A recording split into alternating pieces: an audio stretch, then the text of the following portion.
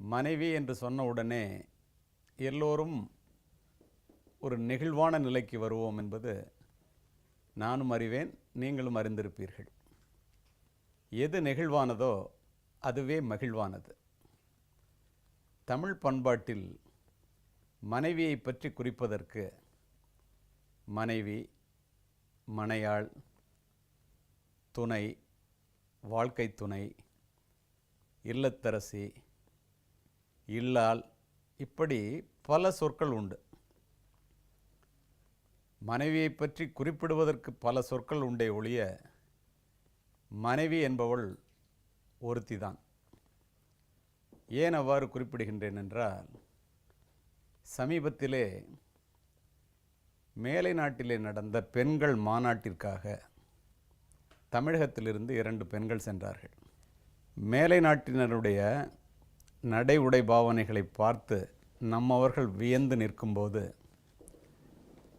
அதிலே இருந்த ஒரு தலைமை பொறுப்பிலே இருந்த ஒரு பெண் நம்முடைய பெண்களிடம் வந்து, உங்களிடம் நாங்கள் தோற்று போய்விட்டோம் என்று கூற கேட்ட நம்முடைய பெண்கள் வியந்து போய், எங்களிடம் என்ன நீங்கள் தோற்றீர்கள் என்று கேட்க, ஒருவனுக்கு ஒருத்தி என்ற உடன்பாட்டை நாங்கள் உடைத்து விட்டோம், நீங்கள் இன்னும் உடைக்கவில்லை, அதனால் உங்களிடம் நாங்கள் தோற்று போய்விட்டோம் என்று சொன்னார்கள். என்றால் ஒருவனுக்கு ஒருத்தி என்ற நம்முடைய தமிழர் பண்பாடு உலகத்தால் போற்றி புகழப்படுகின்ற ஒன்றாக இருக்கிறது என்பதை அறிந்து நாம் பெருமைப்படலாம்.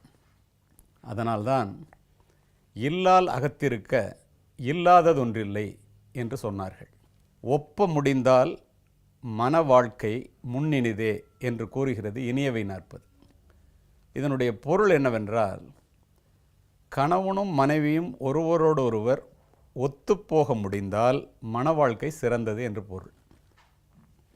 சமீபத்திலே வேதாத்ரி மகரிஷி அவர்கள் ஒரு கூட்டம் நடத்தி கொண்டிருக்கும் போது, இருவரில் ஒருவர் அல்லது இருவரும் பொறுமையாக இருந்தால், ஒத்துப்போனால், விட்டு கொடுத்தால், அனுசரித்து போனால் மன வாழ்க்கையில் பிரச்சனையே இல்லை என்று கூற, கூட்டத்தில் இருந்த ஒரு பெண் எழுந்து, அதுவெல்லாம் சரி, யார் முதலில் விட்டு கொடுப்பது என்பது தானே பிரச்சனையே என்று கேட்க, அவர் சொன்ன பதில், யார் மிக்க அறிவுள்ளவரோ, யாரிடம் மிகுந்த அன்பு இருக்கிறதோ அவர்கள்தான் விட்டு கொடுக்க வேண்டும் என்று சொல்ல, அந்த பெண் அமைதியாக அமர்ந்து விட்டாள் என்பதை நாம் அறிந்தோம்.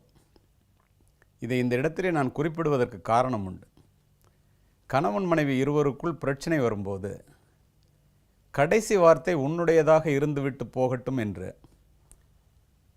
இருவரில் ஒருவர் நினைத்து விட்டாலே பிரச்சனை முடிவுக்கு வந்துவிடும்.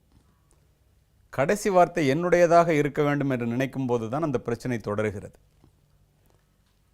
இதை இந்த இடத்திலே நான் கூறுவதற்கு காரணம், இருவருமே ஒன்றாக இணைந்து வண்டி ஓட சக்கரங்கள் 2 மட்டும் தேவை, 2இல் 1 பழுதுபட்டால் எந்த வண்டி ஓடும் என்று கூறுவார் கண்ணதாசன்.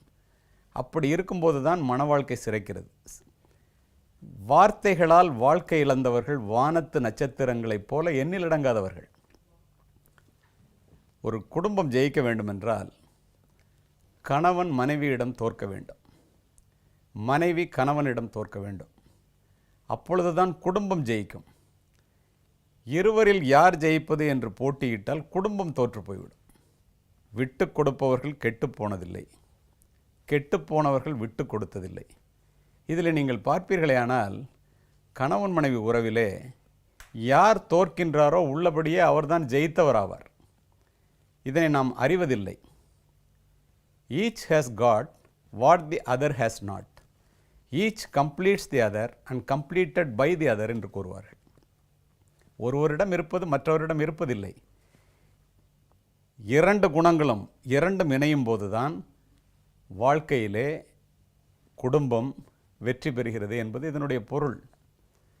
மகாத்ராயா அவர்கள் ஒரு கூட்டத்திலே பேசும்போது அழகாக குறிப்பிட்டார். ஆண் எப்படிப்பட்டவள், பெண் எப்படிப்பட்டவன், பெண் எப்படிப்பட்டவள், ஆண் எப்படிப்பட்டவர் என்பதற்காக. வெளியூர் போய்விட்டு வருகின்ற ஒரு கணவனிடம் ஒரு மனைவி என்னங்க போயிட்டு வந்துட்டிங்களா, எப்படி இருந்துச்சு அப்படின்னு கேட்டால், போயிட்டு வந்துட்டேன் நல்லா இருந்துச்சு அப்படின்னு ஒரே வார்த்தையில் முடிச்சுட்டு போயிடுவான். ஏன் அப்படின்னா அவனுக்கு அடுத்தடுத்த வேலைகள் ஓடிக்கொண்டே இருப்பவன், தினமும் வெளியூர் போய்விட்டு வருபவன். இதே ஒரு பெண் வெளியூர் போய்விட்டு வந்தால், என்னங்க நான் போனேன்னா நான் போய் இறங்குறதுல ஆரம்பித்து திரும்பி வர்ற வரைக்கும் யாரை பார்த்தேன் என்ன பேசினேங்கிறத சொல்லணும்னு விருப்பப்பட்டு ஆரம்பிப்பாங்க. சரி சரி போயிட்டு வந்துட்டல அப்படின்ட்டு ஆண் போயிடுவான். உடனே பெண் என்ன நினைத்து கொள்வாள், இவர் நம்மை மதிப்பதில்லை, நம்முடைய பேச்சை கேட்பதில்லை, நம்மிடம் நேரம் செலவு செய்வதில்லை. உள்ளபடியே பார்த்தீர்களே ஆனால் ஆண் என்பவன் ரிசல்ட் ஓரியன்ட், பெண் என்பவள் ப்ராசஸ் ஓரியன்ட். இது மேனுஃபேக்சரிங்கே இப்படி. If we noticed any defect in the material, we have to report before the manufacturer. கடவுளினுடைய படைப்பே அப்படி. நாம் இதை புரிந்து கொண்டோமே ஆனால் வாழ்க்கையில் பல பிரச்சனைகளை நாம் தவிர்த்து விட முடியும். தற்காத்து தற்கொண்டான் பேணி தகை சான்ற சொற்காத்து சோர்விழால் பெண் என்று சொல்லுவார் வள்ளுவர். இதை எதுக்கு சொல்கிறேன்னா, தன்னையும் காத்துக்கொண்டு தன்னுடைய சொல்லையும் காத்துக்கொண்டு தன்னுடைய கணவனையும் காத்துக்கொண்டு குடும்பத்தை பேணி பாதுகாப்பவளே பெண் என்று சொல்லிவிட்டு போயிட்டார். உடம்போடு உயிரிடை அன்ன மற்ற அன்ன மடந்தையோடு எம்முடைய நட்பு என்று சொல்லுகிறார்கள்.